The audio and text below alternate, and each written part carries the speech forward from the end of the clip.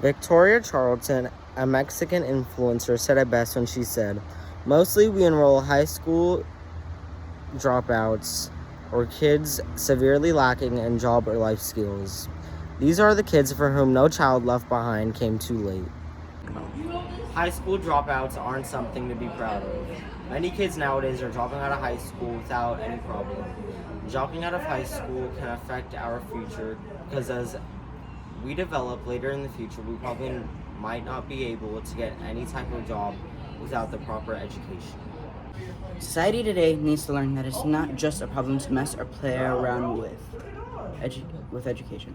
Education is very important to a minor's life and not just a minor's in everyone.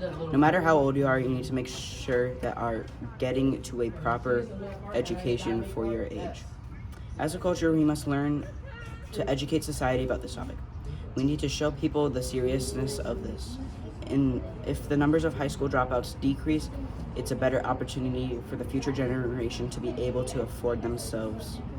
Now, this does not mean that all people who dropped out of high school didn't succeed. There's been many people where dropping out of high school made a good turn for them, but that does not mean it has to work out for everyone. Let's jump right into our first point. In the United States, about 75% of crimes are committed from high school dropout. 25% of high school freshmen fail to graduate on time, stay back. Every year, over 1.2 million students drop out of high school in just the United States alone, not including other nations with high economically disadvantaged populations or poor education. Many Americans have no idea how bad college debt affects us. Some end up homeless or having a low-paying job and even have no money to support them or even a family. Bernie Sanders, the independent U.S. Senator of Vermont, once said, "Student debt is crushing the lives of millions of Americans. How does it happen that we can get a home, mortgage, or purchase a car with interest rates half of the being paid for student loans? We must make higher education affordable for all. We must substantially lower interest rates on student loans. This must be a national priority." Millions of Americans are in college debt. Society today needs to realize there are way less Americans that can be in debt.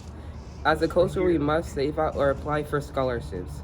I justify my statement by saying that we need to think more ahead before ending up in college debt. Let's head into our first point. According to pf.org, the amount of student debt in 2020 totaled nearly $1.6 trillion, more than twice the amount outstanding in 2008, $600 billion. That growth in debt significantly exceeds the increase in the number of students, which the Department of Education estimates has only risen by 2%, undergraduates by 12% at the graduate.